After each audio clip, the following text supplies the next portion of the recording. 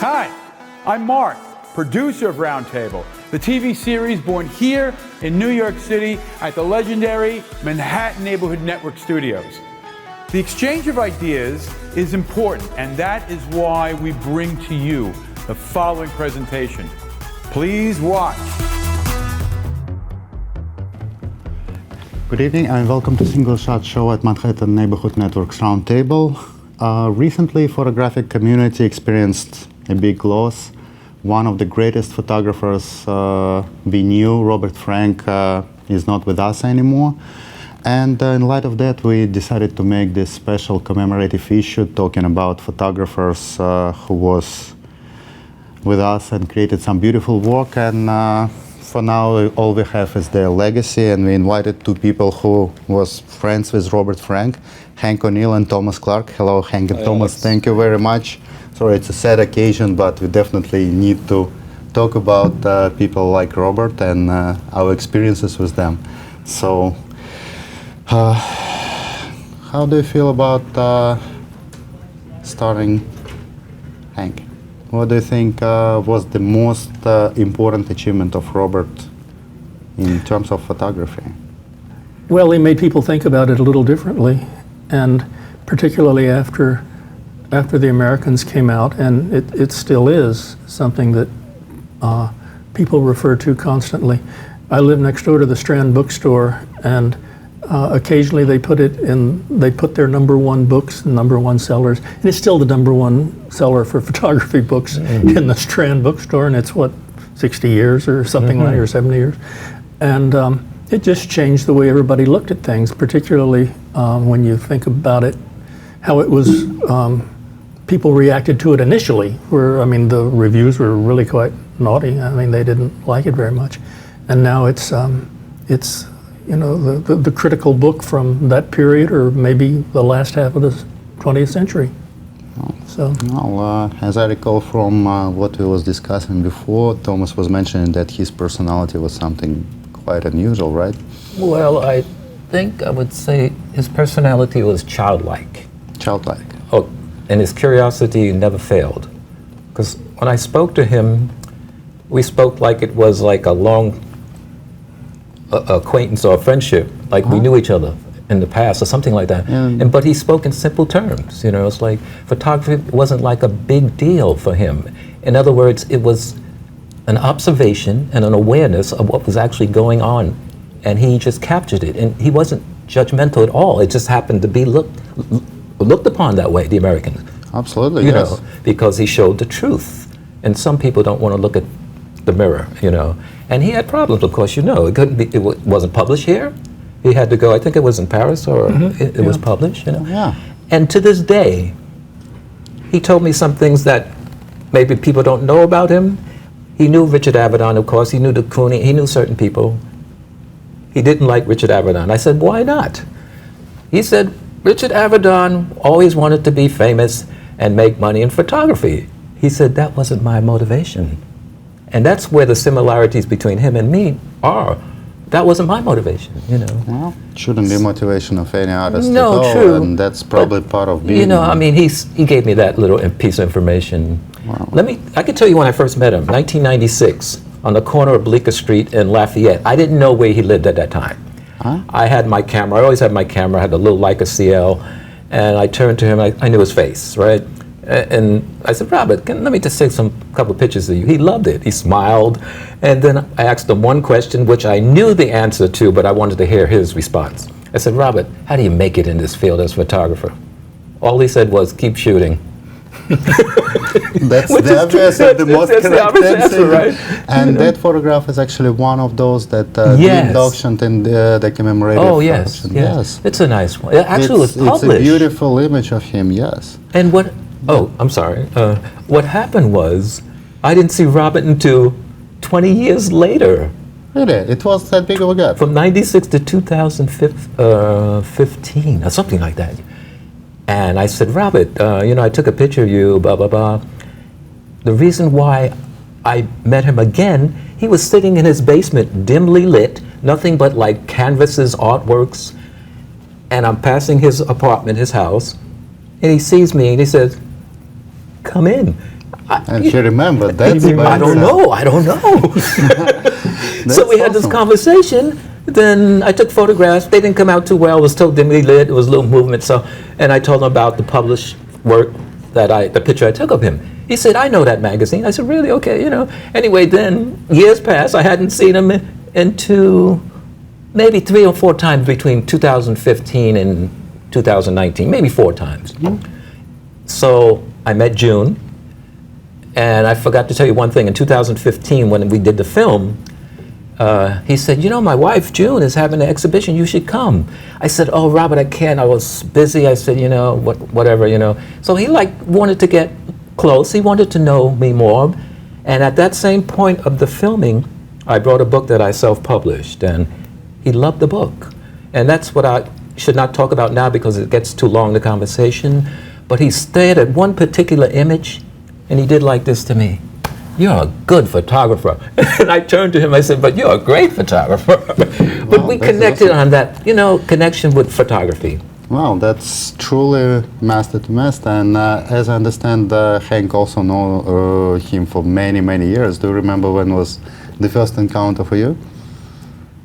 It would have been in the summer of 1981. I was making a record with Allen Ginsberg. And Allen, we were worrying about the cover. And I said, "How would you like to do for a cover, Allen?" He says, "I'll get Robert Frank to do it." And I said, "Good luck." I said, "He did Exile on Main Street, and that's about, you know, he's not a record cover guy." And he says, "Oh, we'll work it out." And a few weeks or whatever later, the phone rang on a Sunday afternoon, and it was Allen, and he says, "What you doing?" And I says, "I'm just whatever." And he says, "Come on down to Robert's house. He wants to talk about the cover and stuff like that." So I went down to 7 Bleecker, and Alan's friend Peter Orlovsky was waiting in the doorway for me. And the little house that Robert lived in all these years was not, it never was sumptuous or anything like that, but it was far less sumptuous in 1981 than it became later. And I remember going in, and Peter says, come on in. And we walked up the stairway, and on the second floor, there was a kitchen. And I mean, it was sort of a rough kitchen. It was one of those where the refrigerator could have been plugged into the socket in the ceiling. And we went up one more flight and went to the front of the house. And all of a sudden, it was 1965, or maybe earlier. I mean, there were mattresses on the floor. There were old film cans in the corner. There was a crank moviola. And, and an old blues singer singing on a cassette. And Alan was there, and some people I didn't know. Robert was there. How are you? Blah, blah, blah. And he tried to be nice because I was out of place, because I was the man. I was the guy who had a job. A job in a record company. Of course, I wasn't being paid because we were flat broke. But I was different than Robert and Alan and stuff like that. And to be friendly, he said, do you like the music? And this old blues singer was in the background. And I said, well, of course I do. I was there when they made it. It was the very first recording session that I had ever taken photographs at in 1963.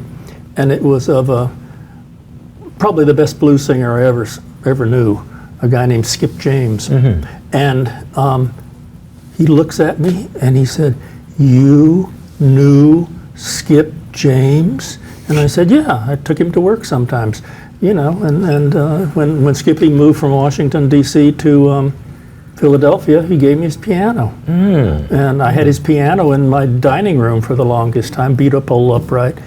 And from that point on, I was okay because I knew Skip James. And I would send him tapes of Skippy and lots of other blues singers. He liked blues singers.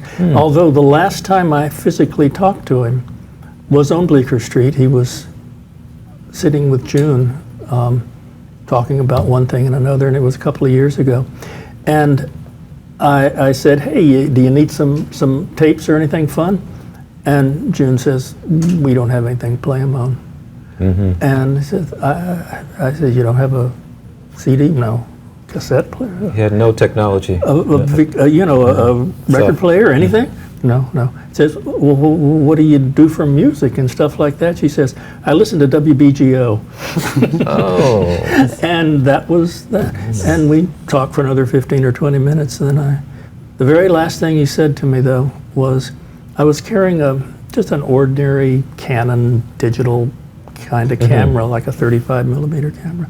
And he looked at me and said, Hank, why are you carrying that great big old camera?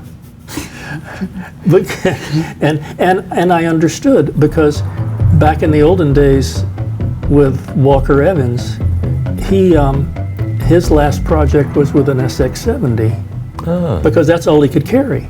He was very frail. He wasn't very old. He was just in his early 70s or something, but he was frail. Everybody ages differently.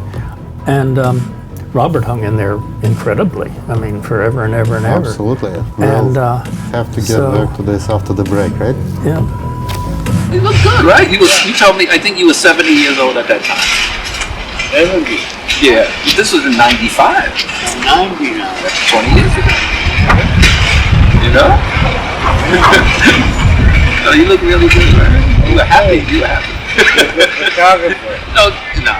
No, you're the great photographer. But Robert, look, take a look at this. Because I was influenced by you, actually. Yeah.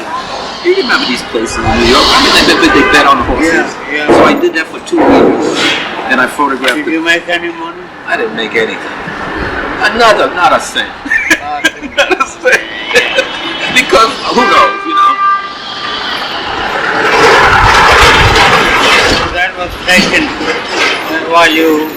I did it when I was working the day. I used to print at a lab, Yeah. and I photographed for 2 years doing this. I went to all of them. pictures. You like them?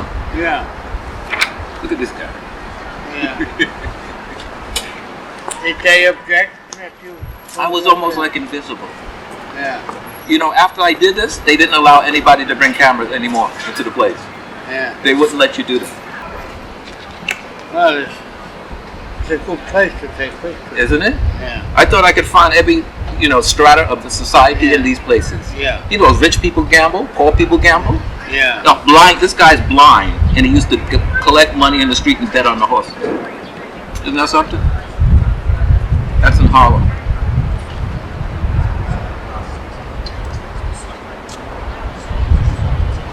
It's a very good picture. Oh, thanks. Like, you can't see. Thank you. I know he can't see. No. That's the real blind better, right? This is Chinatown. That's one picture. They trying to keep you. You ain't had busy? Yeah, French Chinatown. Oh, yeah, the sun. No, I don't have friends in Chinatown. Oh, I do have one. But this is a long time ago, 30 years ago. In 1985, I did this. Yeah, you managed to make some money with photography? I had to print most of my life for other photographers. Yeah. I print for them. You were printer? Yeah, the print. Yeah. These taxi cab drivers. This guy didn't like it, right? Not too much. Well, I guess Man, well, he didn't. they're sensitive. Of course, you don't know what you know. You published the book. I did it myself. Online. Thank you. Excuse me. But I went to a gallery way back then, and they looked at it and they said, okay. 2 weeks later, they said, no, they won't show it. It's too hard. They didn't want to look at this because they want to think that gamblers, people win money. Most of the time, people don't win. All these pictures were taken in I went all over, uptown, downtown, Brooklyn. Look at this guy, like a typical, bettor, right? And they're talking about what to bet on. They have a nice ring. Oh, you like that? Yeah. Nice ring. Thank you. It's from Arizona. Yeah.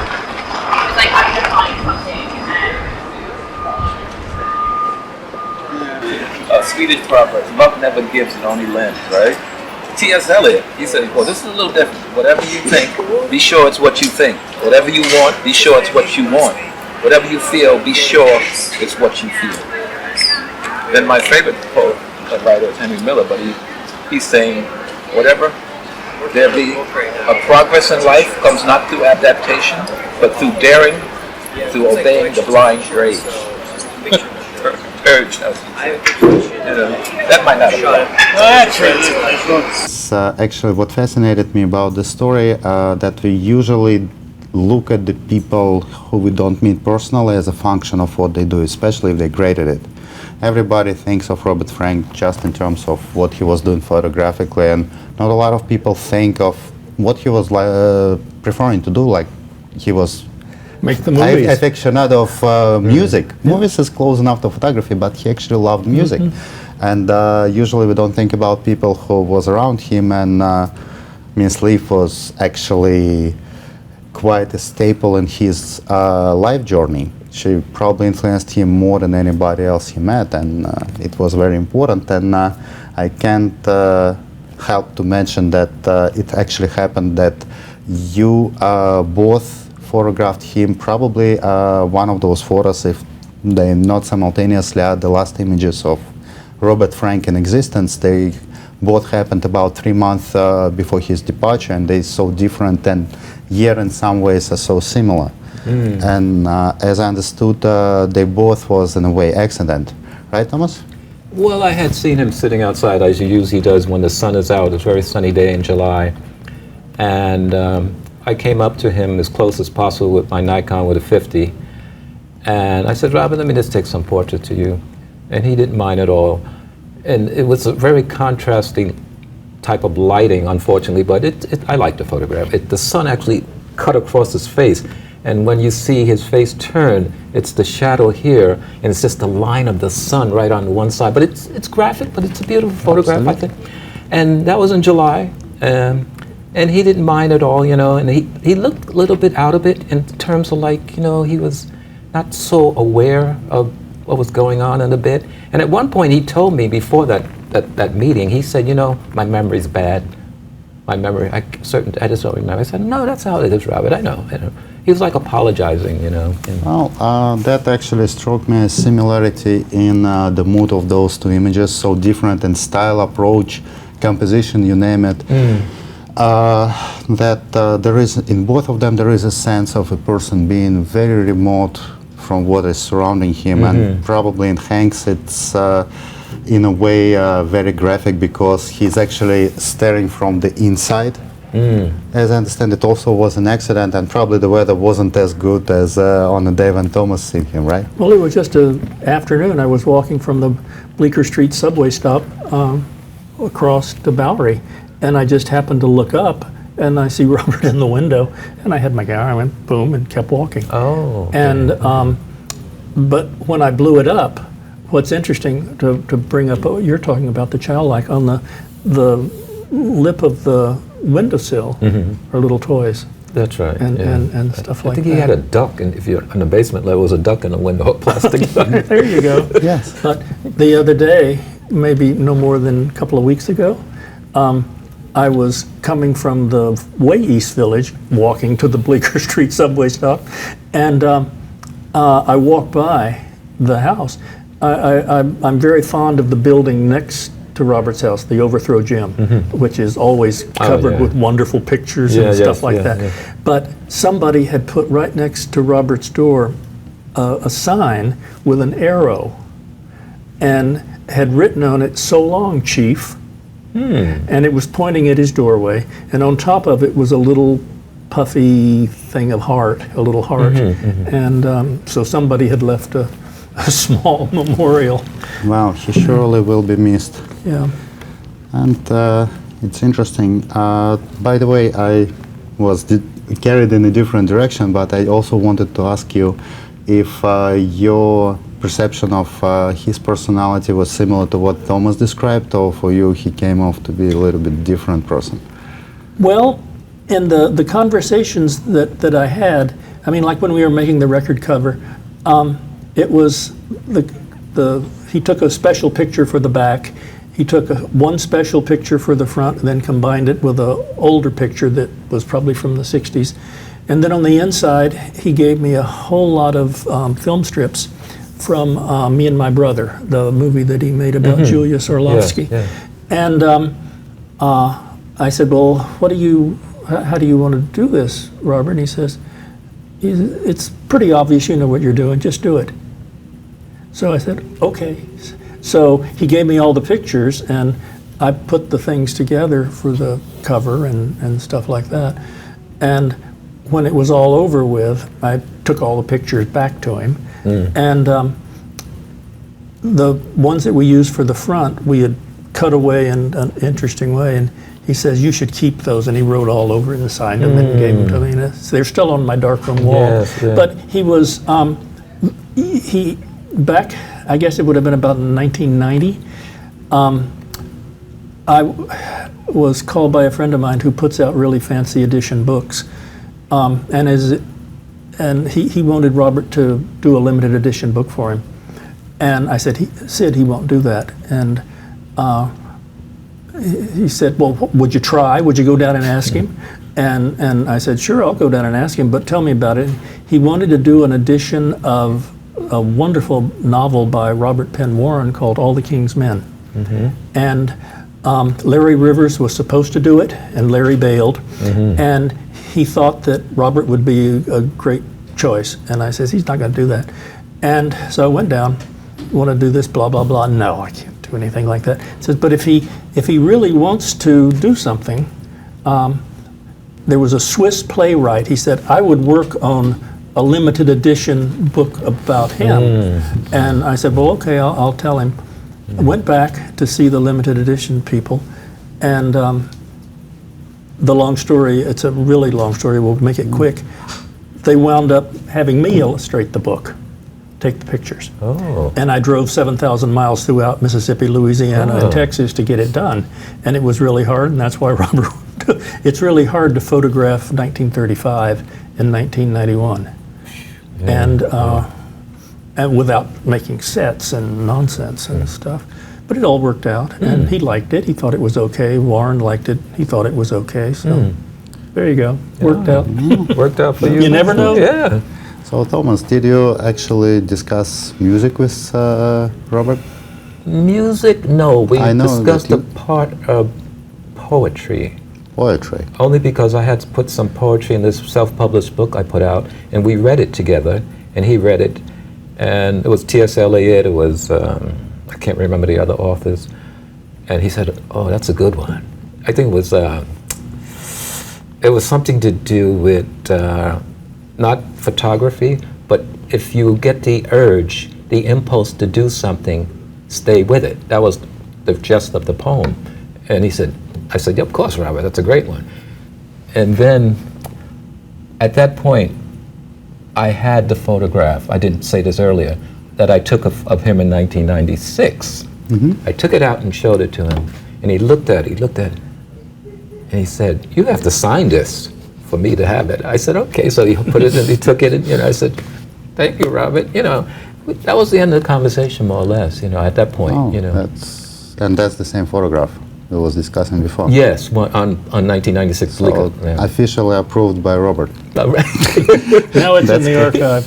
But he said, you make me look good. That's what he said. And he said I was only 70 years old at that point. He said, I'm 94 now. I said, okay. Well, Didi was very fortunate that he had so much time. I know. He was very gracious, jovial. I have 3 minutes to conclude this conversation. Okay.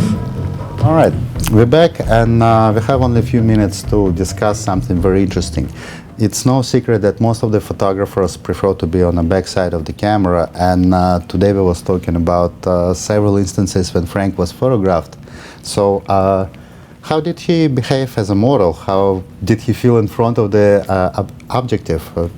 Hank, what would you say? He didn't behave at all. It's just, he was just there. He didn't, and as I said, it's sort of what you see is what you get kind of thing. I mean, so just be natural. He was a very relaxed, kind of guy that way. I mean, he didn't wear fancy clothes Never, or anything like that. He was just very ordinary and straight ahead and no nonsense. And Well, that that probably was that. says- He didn't pose or do anything like that. Just Nothing. what it was. And Right. your The same impression with was the me. same? He didn't mind, you know, and even if I was close to him, I was just as close to him as you, and the camera was like right here. He didn't mind, and he said, you know, that was it. You know, he didn't even say anything, you know, like, are you finished or anything like that. And I only took 3 pictures anyway, so I didn't really disturb him because he was just sitting in the sun, you know, and at that point he had a cane. And he had this T-shirt. I was in the photograph. It's an interesting one. It was, he dressed like you said, like a regular person who doesn't spend money on clothing. Thrift nothing shop. Thrift shop. Like even these, you know, what are these lumber jackets he would wear? You know, he was a nature man, down to earth. He could have been a farmer if he, if he wasn't a photographer. I believe. I don't And know. if I he don't was know. a farmer, I'm sure he would be He great would at be a it as well.